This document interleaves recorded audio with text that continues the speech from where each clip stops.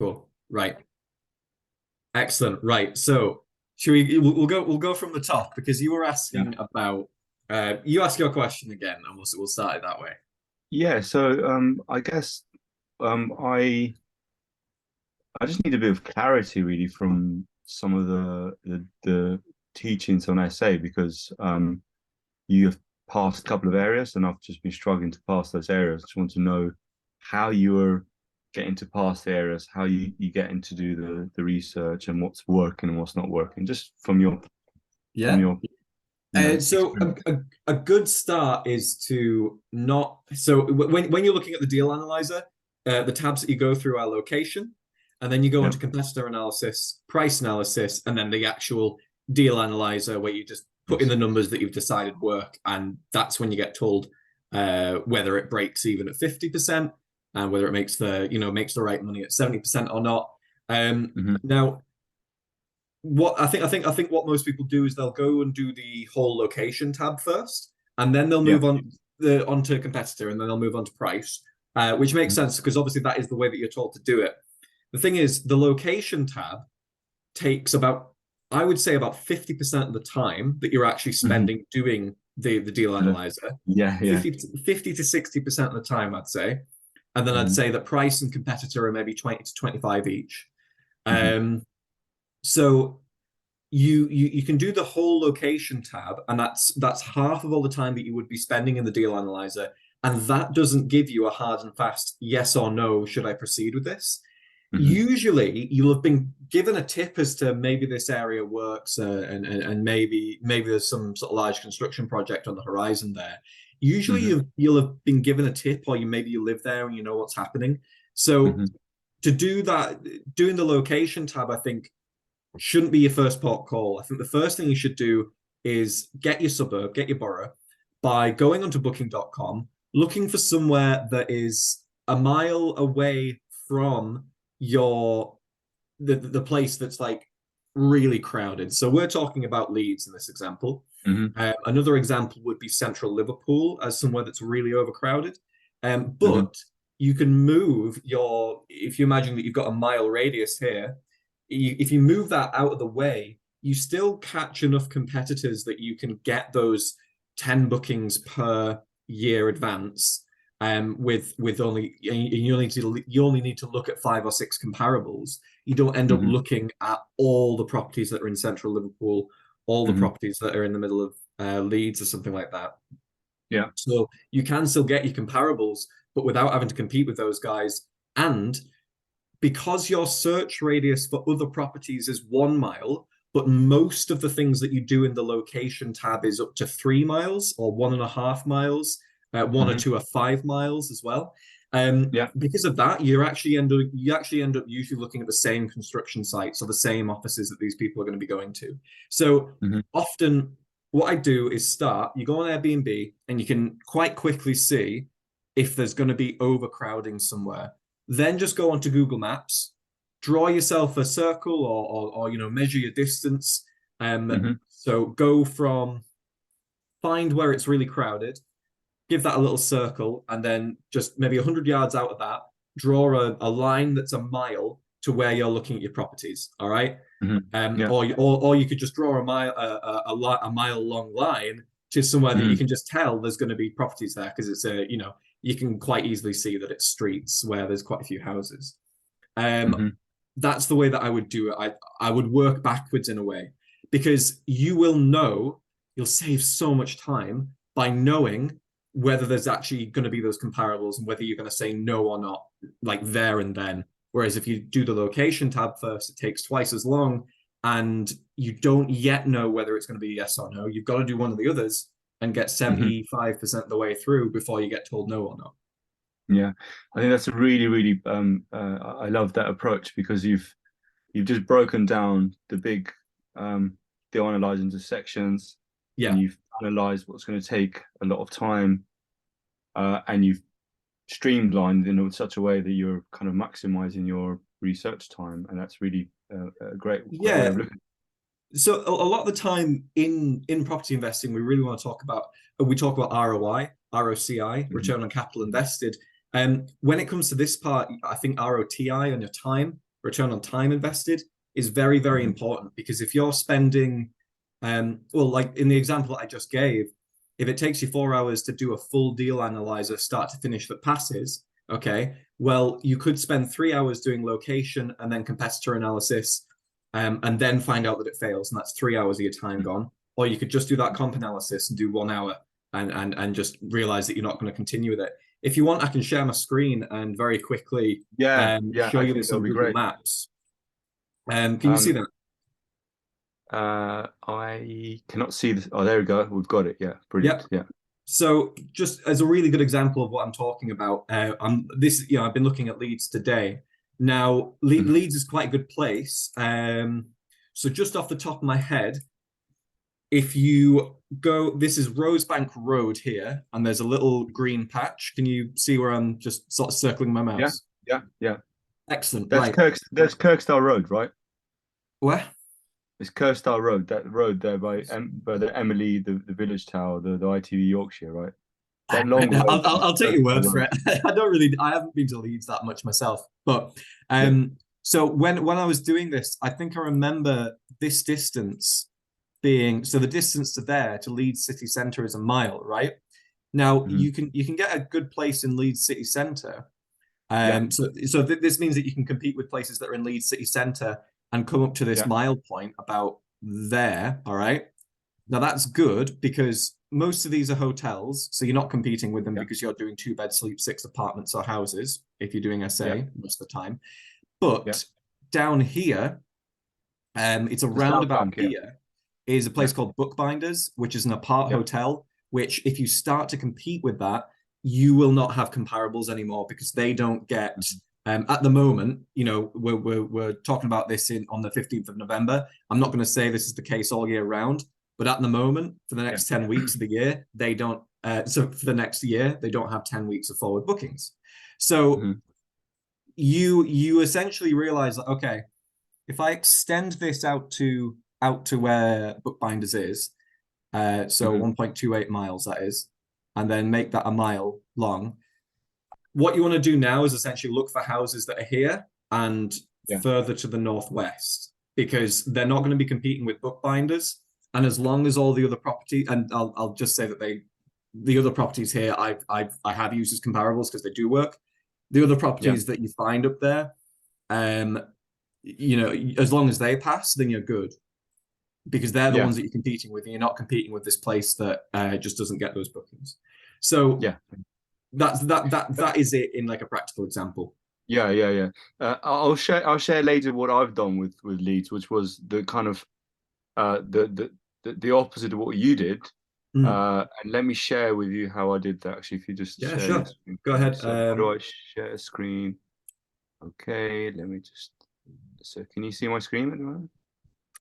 Not yet. Okay, give me 1 second.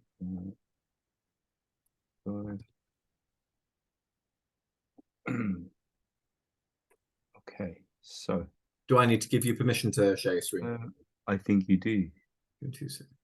Oh, I just make you the host. There you go. Yes. Okay, brilliant. Can you see my screen now or not? Not yet. Okay. Uh, so, okay. So, apologies. Let me go back It's all and right. find this. Should have been prepared for this. Oh, there you go. Got it. Got it. Still getting my hand around the It's all Zoom. right. So, okay. So let's look at map, right?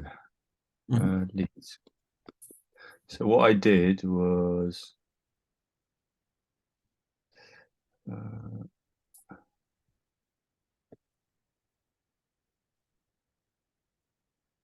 map. I did the opposite because I started with tab one because I already knew there was a lot of building work happening in Leeds, right? Okay. So I just immediately was like, okay, there's a lot of building work here. I did all my research on that, Yeah. and I went to the Google Maps straight away. So I went And I went and did this, which took me a bit of time, but I really learned about Leeds, right? Now, all these little huts, right, are all where our tenants are. So this is Leeds University. You got a student sort of stuff around there, and you got First Direct Arena here. You see Okay. that? Yeah. And you've got British Gas Call Center, and then you've got Ernest Young here, EY, and then you've got ASDA headquarters here. So like I just went in and found out where is our tenants going to be staying, right? So I've literally just put them all in a map. I Yeah. know it's a bit of work, but from all the green ones are where the construction sites are, right? Yeah. So I found out the address of the construction sites, so I put them all in, right? So you got here, and then all these ones are like just like universities and smaller sort of like leads in, you got like ITV, Yorkshire, places where they have 50 and above staff, not like super huge like the First Direct Arena and place like that. Yeah. And the hospitals have hearts. So anything with red hearts gives you an indication that there's going to be most footpath in those areas, right? Hmm. Anything green is where the building sites are happening, right? In Leeds, the largest building sites, right? Yeah. Um, so I'm just going to put my charger here. Uh, so that's how I identify the areas, right? And because I'm looking to buy, right, the issue I've been having with the deal analyzer is just identifying exactly what you're going to do before you're going to move there. So, Yeah. how are you doing your research? Are you using a specific like a two-bedroom flat, or are you using a two-bedroom Yeah. flat and a two-bedroom house and a three-bedroom house because that's where I've been struggling to get the same property. Sure. Let me just have a quick look, but I'm pretty sure that like when I do the comparables of I'll just do two bed sleep six, Yeah. and leave it at that. I tend to not go overboard with saying like two bed sleep six and it's got to be an apartment. Okay. However, that said, usually if I'm looking at the names, like just looking at the names of these properties, like I can tell that they're all apartments. So Okay. usually what happens is that you end up with apartments. If someone has a house, I think they often will try and because most people aren't doing the insight training that we are. If someone has a Yeah. house that can be a two bed sleep six, they tend to not do an SA with it. They tend to make a holiday let with it. Mhm. So that's the route that they go down if they've like just got a house, but they don't do the training. So Okay. so you won't find it on. You're unlikely to find it on Booking or Airbnb. I mean, you might still, but they're more likely to have it out on Sykes, or the price is going to be really high, so it's not comparable for you anyways. That's my short answer for two bed sleep six houses. I'm not saying they're not out there because I am looking at a few, but generally, if I'm looking in a city, then I can see that it just really tends to be apartments anyways. If you want to be Okay. really anal, then cut it down. And if you are doing your comparables, and one of them has a wacky price, and it's the only house, whereas all your other ones are apartments, well, now you know Hmm. why. Um, if it's a house and all your others are apartments and the price is the same and everything is the same, I'd still just use it as a comparable because at the end of the day, it kind of is going to be. Because if someone has a budget and they are a contractor and they're going to stay somewhere, they're not going to really mind whether it's a house or apartment if they can get it for the same price. They might even prefer a house. Yeah. So treat it as Yeah. competition in that sense. Yeah. It's just that I was under the impression that it actually has to be exactly like to like. For example, Sleep 4, you Yeah, cannot compare to Sleep 6. And what I'm finding in Leeds is that you got yeah, I would Lucknow agree with that. Town Centre, and you've got houses sort of around the edges of, for example, the South Bank area, and then you've got sort of more houses up to the left the area you're Yeah. looking at, the road and towards that way. What when I'm doing the comparables, I just make sure it's got the same bedrooms and it can sleep the same amount of people. I Mhm. wouldn't compare two bed sleep six with a two bed sleep four because to me that's a different market. So just I always just make sure it's the same amount of bedrooms, same amount of people can stay in it. I wouldn't compare two bed sleep sevens either. with 2 bed sleep sixes, it's got to be 2 beds, sleep 6 people. Okay, so that's a big, I guess, clarification on that. Mm. And what about the forward bookings? How are you Yeah. dealing with So with the there's forward actually booking? something to make a note of here. So with the forward bookings, if I because I go and do the competitor analysis part first, I'm not put Hmm. out so much by uh by not finding enough comparables. Because if I do it first and I realize that there's just not enough, well then I haven't used up so much time. But when you're doing your 10 forward bookings, remember that it's 10 separate forward bookings over the next year, right? And Hmm. the way that we're taught is essentially if you have a week, even if there's one day blocked out in that, then you need to treat that as, a booked week. And the idea is essentially you've always got someone in there, right? Yeah. Now, I think this isn't made obvious, but if you've got a week and there's 2 distinct separate bookings in there, you want to treat that as 2 bookings.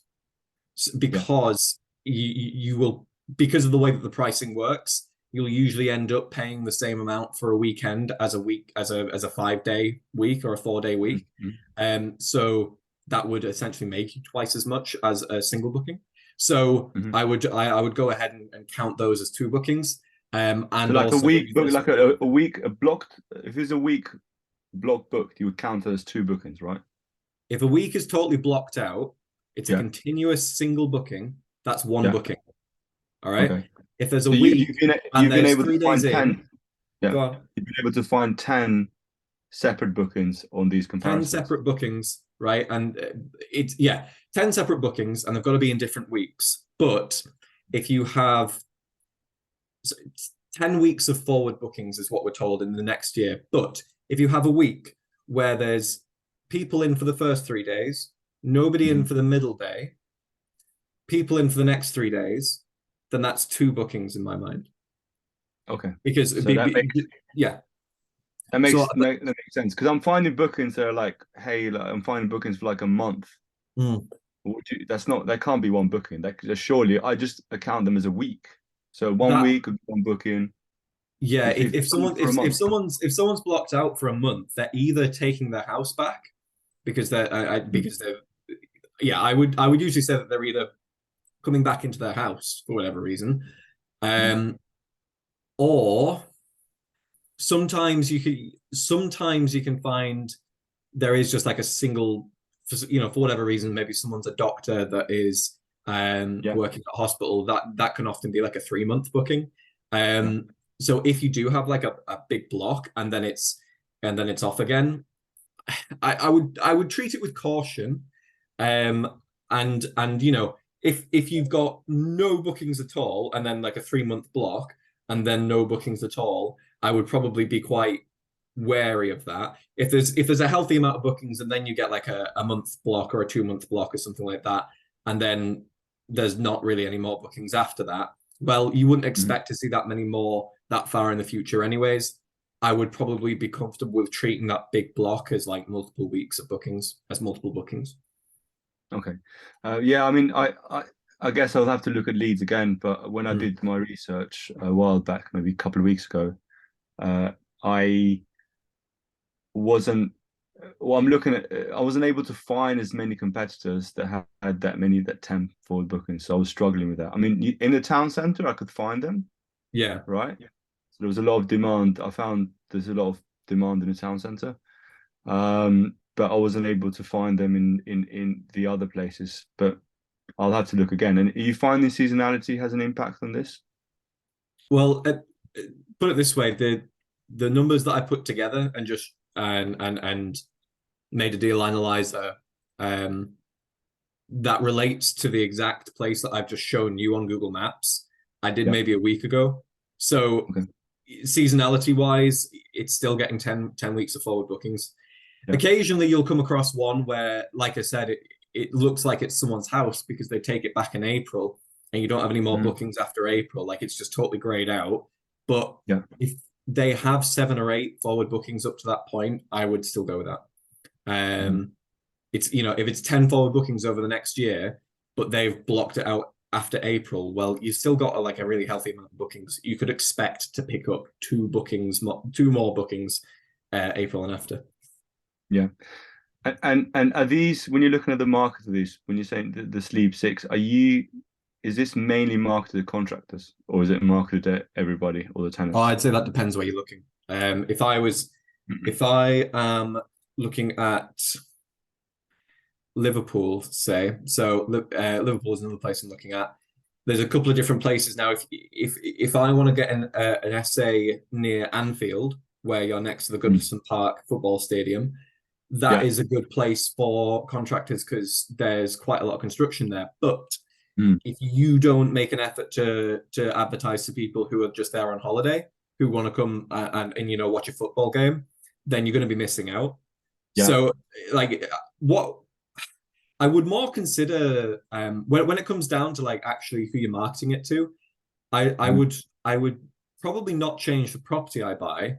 I would probably change the way that I decorate it.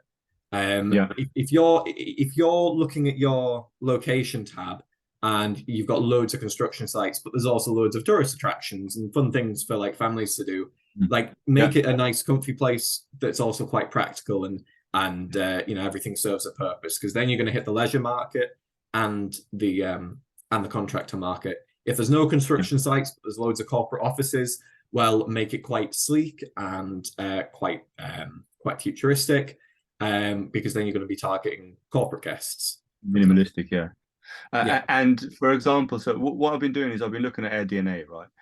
It gives you an overall of what the demand for the market is for specific area. It generalizes because it uses a bigger net, and you sort of go, for example, let's say you go to Sheffield, and then you can look at the north of that. It gives you there's only holiday homes, and the demand there is like 90%, right? mm, And I'm comparing that with Leeds, and Leeds is like 70%, right? So yeah, surely there's more demand for these holiday locations. Now, AirDNA is using last year's data, so I'm not sure whether that data is going to be accurate for this year, but it's just showing you what the demand is based on their, properties they've got there. yeah. DNA is not something I've used myself, but I have watched a few videos of people who do SA outside of Insight, and they quite like Air DNA. It's going to be yeah, something I'll look into. Yeah. yeah. So what I was saying is that you have all these different markers in different places. So I was just wondering whether you think the service accommodation will work the best for the contractor market, because I think what I'm being taught by Mm. Aaron and Inside Group, they're teaching this as the main kind of model, and they're not really they show you there's all these other things, but they're just mainly focusing on that model. Is that something Of you're? of contractors. Yeah. Yeah, I would say that contractors are probably your best bet for Mhm. getting bookings because if you hire a meter and greeter, it's usually quite a nice way of getting more bookings. It's just asking them where they're working and then saying, well, do you want to be with us even longer than just a week or whatever that you've booked for? You can come here for the full 3 months. Mhm. I would I would say that contractors are a good focus. Now, unless you've got a property that's right next to an airport or right next to Alton Towers or something like that, unless it's really obvious that the property is not going to serve a different purpose and your location tab has loads of construction sites nearby, I would just make it a nice place for contractors. Make it a contractor place that's got, but yeah, make it a contractor place that's got like a nice feeling to it as well. Don't get lazy with the decoration side, Yeah. because then you can still advertise to corporate bookings or to family bookings on the weekends. Because Yeah. if you've got contractors that leave in the weekdays, but you've still got a place that's nice enough that a family will want to spend a long weekend there, then you'll just have less downtime. Yeah. Yeah. Yeah. Okay. Yeah. The I guess it's the problems have been occurring again is like when you have it, for example, just finding there's a lot of properties that have been set up for contractors, right? And there Mm. seem to be like I'm looking at a different area. I'm looking in Hull at the moment, and there seem to be like really there's no forward bookings in them. But surely that is like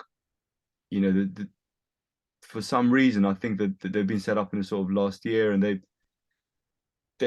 seem to work in terms of when you look at that, how much bookings they've had in the last year from looking at their DNA, because I Mhm. bought the data from AirDNA. So I'm just wondering whether there is anything, because most people might book